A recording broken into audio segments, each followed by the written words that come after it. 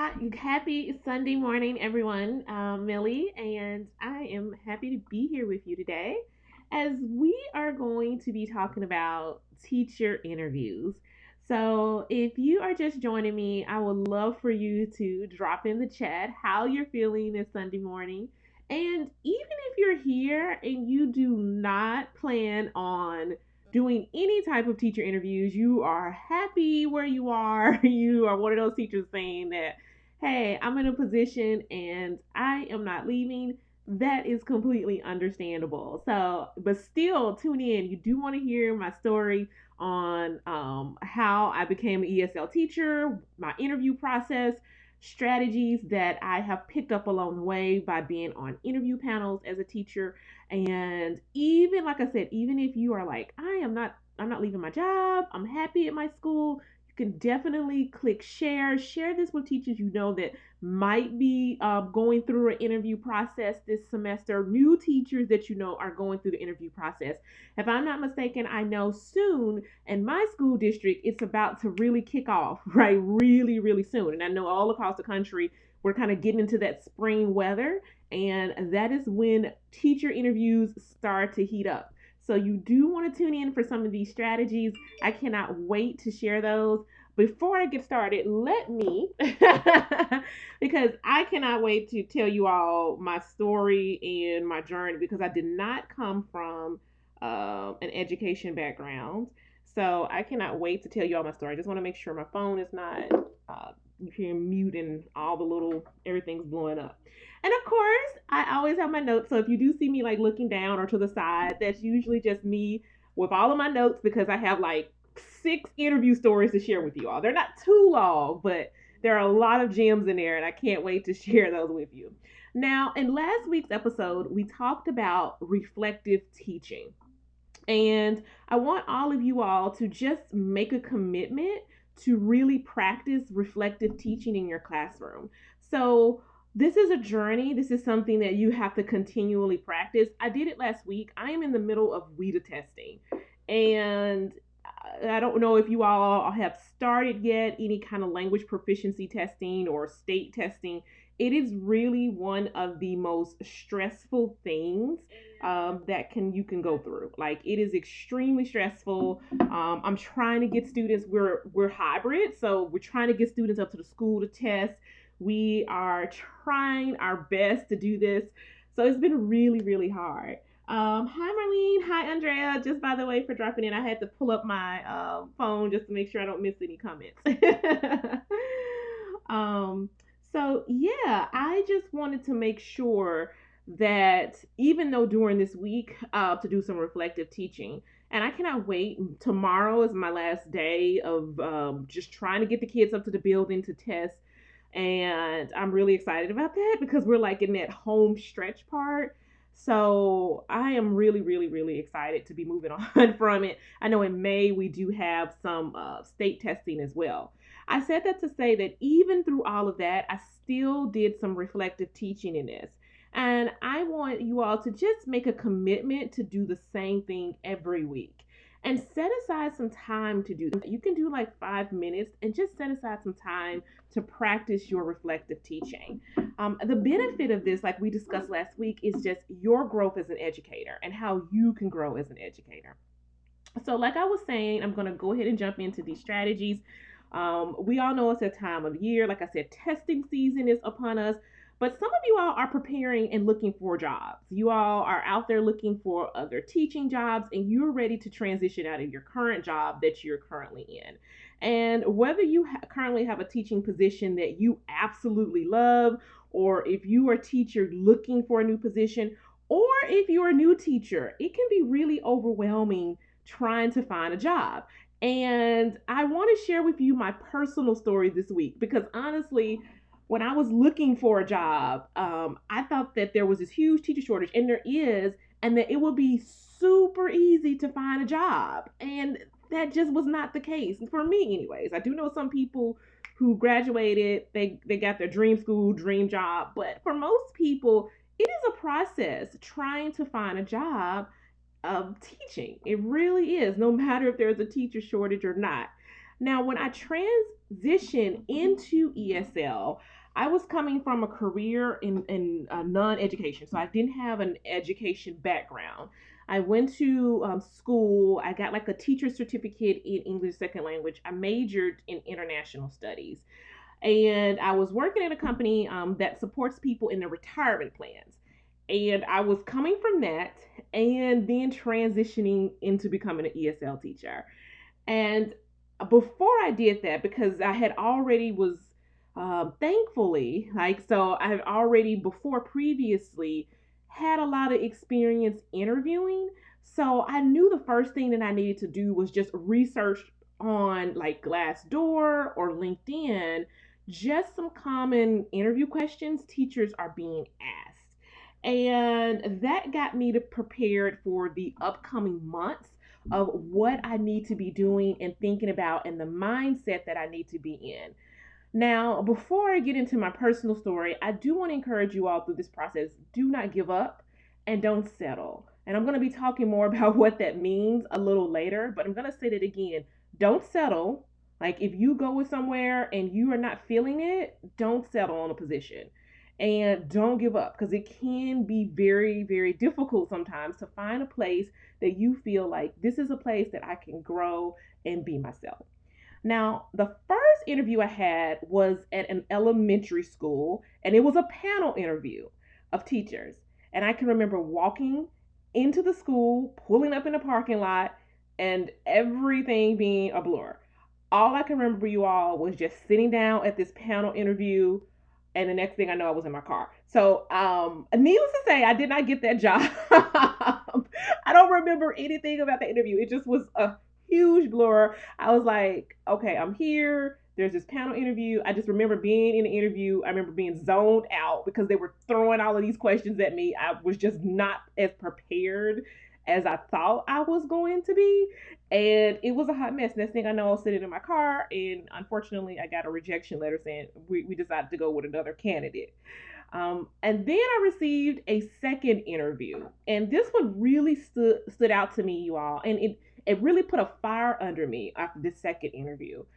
I was interviewed at another elementary school, and it was a panel interview. And I really hope you all are noticing this trend. Panel interviews, they're really hot right now. I mean, um, beforehand, I didn't have a lot of panel interviews. I mean, so this was something really overwhelming, really new to me, really confusing why 12 people were interviewing me at the same time. But that is a definitely trend, and I really hope you all are picking up on that and being prepared for that too.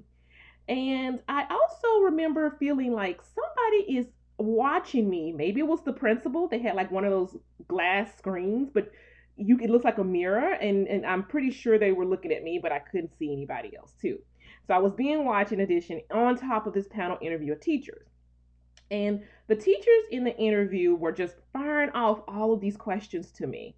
And I was just trying my best to answer. Remember, I didn't have a traditional education background. So I didn't go to college and major in education. I did take some ESL classes, about 12 hours of ESL classes, but I didn't have an education background.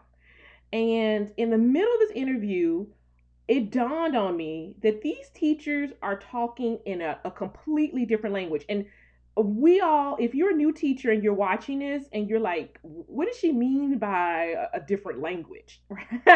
But if you've been teaching, you know exactly what I mean. It's like you use all these terms like differentiation, small group instruction, like all of these words that if you do not come from an education background, you would be like, what in the world is going on? I call it teacher language, a whole different, just a terminology.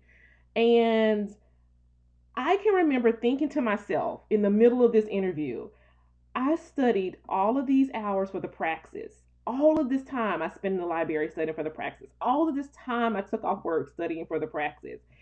And this did not prepare me for those questions that I heard in that interview. It just straight up didn't prepare me for it. I mean, I just remember going in the car and I wrote down in that moment when I got in the car every single question that I could remember that they asked me in that interview. so I can research the answers. Because I do notice one thing I do notice about interviews, there is kind of a trend in questions sometimes they ask you. So I was like, let me write down every single question that I can remember, because I know that I probably didn't get this job because I wasn't able to answer the questions. And I am going to have other interviews, and I do want to, if these come up or similar questions come up, I want to be prepared for it just in case. So like I said, I didn't get that job, but I did have a third interview. Now, this third interview I had is actually at the school I'm at now, but I did not get the job the first time I did the interview. So I went to the interview. I thought I was extremely prepared for the interview. And I had those questions. I had did more research around, like, teacher terms to kind of get me prepared so I can be somewhat familiar. It was another panel interview, and the panel that interviewed me at the time, they were like, you're not a good fit for our school. You were just pretty much, they just weren't vibing with me, I guess. And they just were like, you're not a good fit for here. We're going to go with another person that's more experienced and that's a good fit. So this is my third interview. I've been rejected 3 times at this point. I started to get discouraged, and like I said earlier, I was just really under this impression that it was going to be really easy to get a teaching job. Like, I can just walk out, get my license, get a teaching job. Like, it would just be super easy. But that wasn't the case for me, So at this point, like I said, I was getting really discouraged. I did still have interviews coming up. And after the third interview I had, I really tried to do some networking sessions.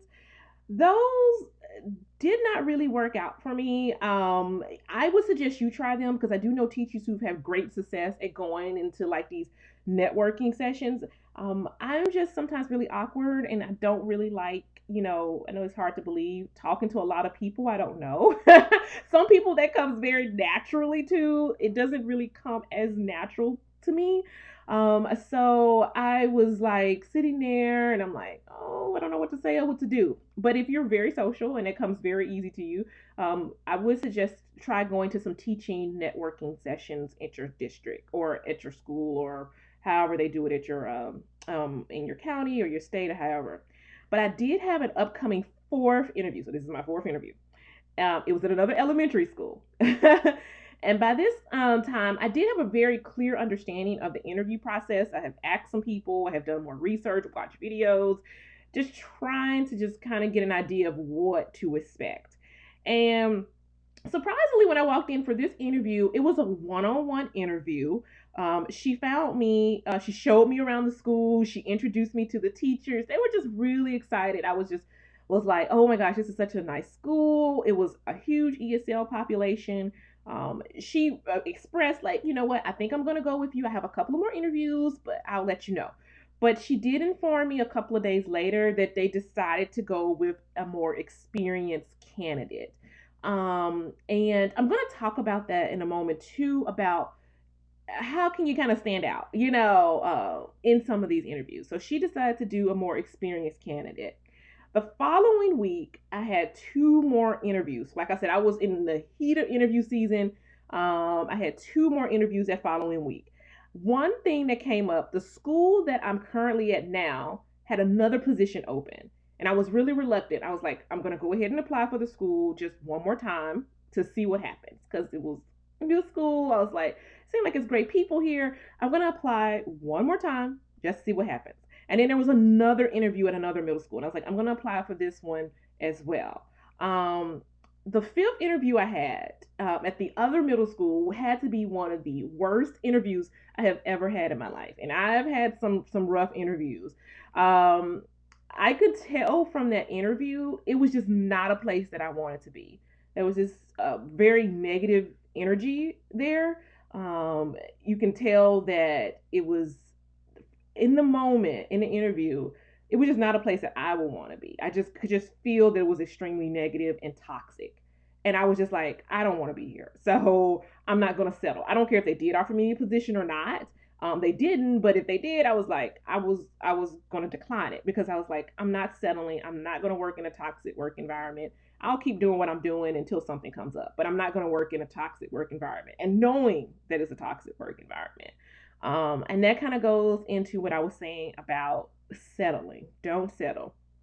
Um, then I was in the car, honestly, you all, and I remember just breaking down because I was like, this is something I really want to do. I can't take off work anymore. Like I was taking off work in the job I had was working at to go to these interviews. I was like, I can't do that too much longer. I don't know what else I'm gonna do.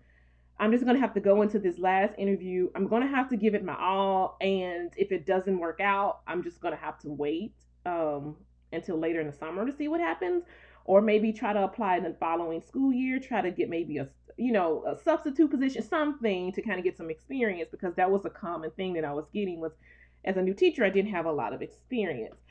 So I went in this last interview in my current school, and I interviewed with a different panel this time. So it was a different panel interview. And went in there. I was very honest. I was open. If I didn't know the answer, I was very truthful about saying I didn't know the answer, but I let them know that I am open and willing to learn. I'm hardworking. And they hired me. I got home.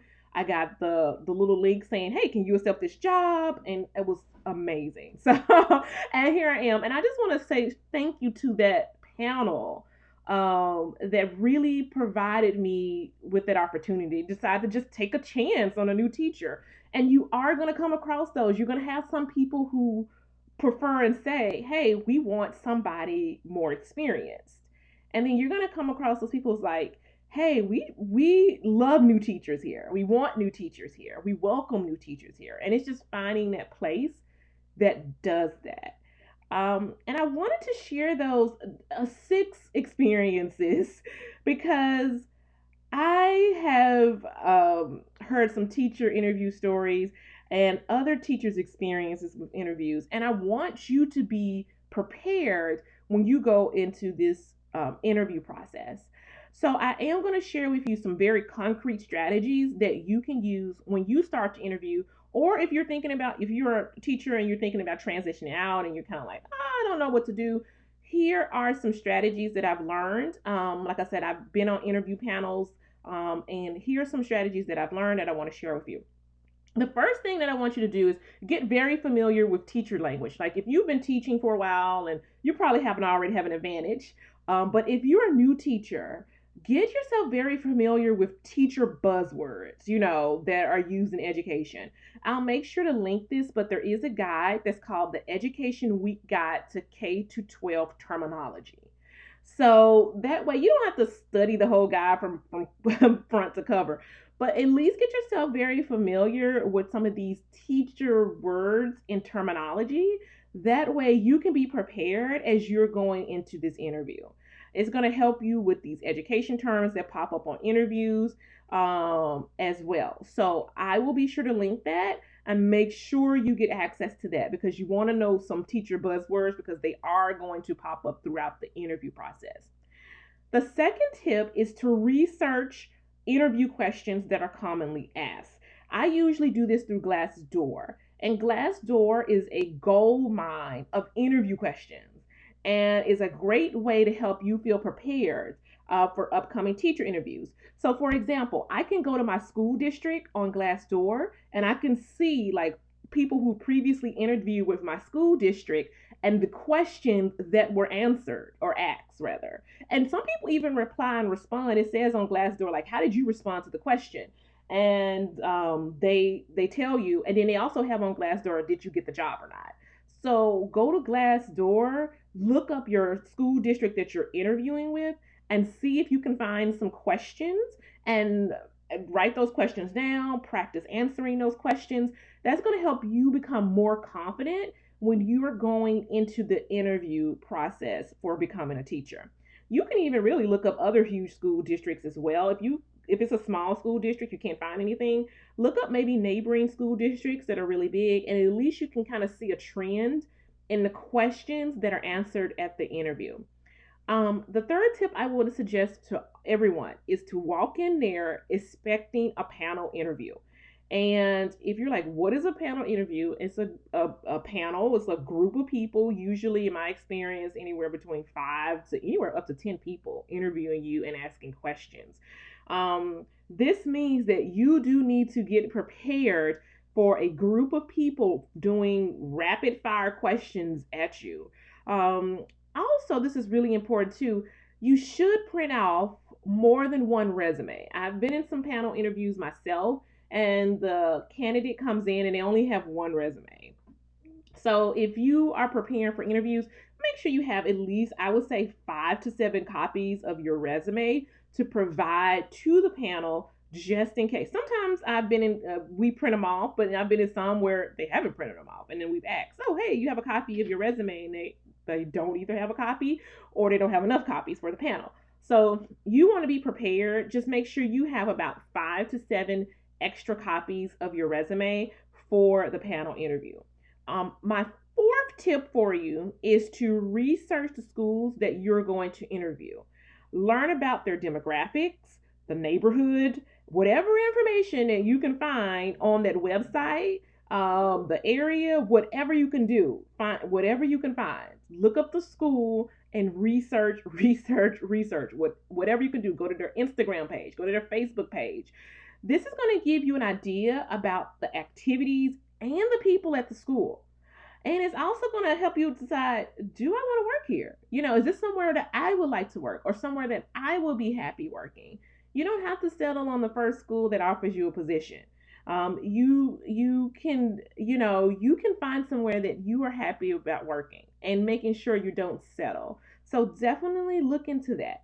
And my final tip is to create a list of questions that you want to ask the panel. So they want to hear your questions. Also, you're interviewing them as well. Okay. So it's not just like a one sided type interview, you're interviewing them as well. And you want to create that list of questions. You can ask about the work environment there. Like I always ask about the work environment. I have no shame in asking, like, how is the work environment here? And I did start doing that towards the end of my other interviews when I started getting a little bit more confident. What activities do they offer for students? How are they supporting their language learners in the school? How are they going to support you as a new teacher? That's a huge question. Or how are they going to help you grow as a returning educator? That's another big question that needs to be asked on these interviews. So think about that. Remember, it's not just a one-way interview. You're interviewing them as well. I'll never forget being on a panel and the gentleman was just, he was interviewing us. And it really opened my eyes, like, wow, this really is a two-way type thing. It's not a one-way, it is a two-way type thing. And if you have other tips that you want to share with people, definitely leave those in the chat. I would love to hear those as well. And I want you to know, whether you are looking for a new position or you're gearing up to start interviewing as a new teacher, I hope that some of these strategies help you feel more prepared. I hope my stories help you be more prepared as you are going into this process. I would love to know how you are preparing for your interviews. Share your answers below in the chat. You can join our private Facebook community, My Ventures in ESL, and share some of those strategies as well. And also, to get you ready for the school year, I have an ultimate ESL teacher guide. And this guide is going to prepare you, whether you are a new teacher or a returning teacher. It's going to help you get prepared for this upcoming school year. So I would love to know how you all are getting prepared. I would love to hear about your teacher interview stories. So definitely share those. Well, thank you all for dropping in this Sunday morning. I hope you all have a fantastic day. I will see you all next week at 10 a.m. And you all have a great day. Bye.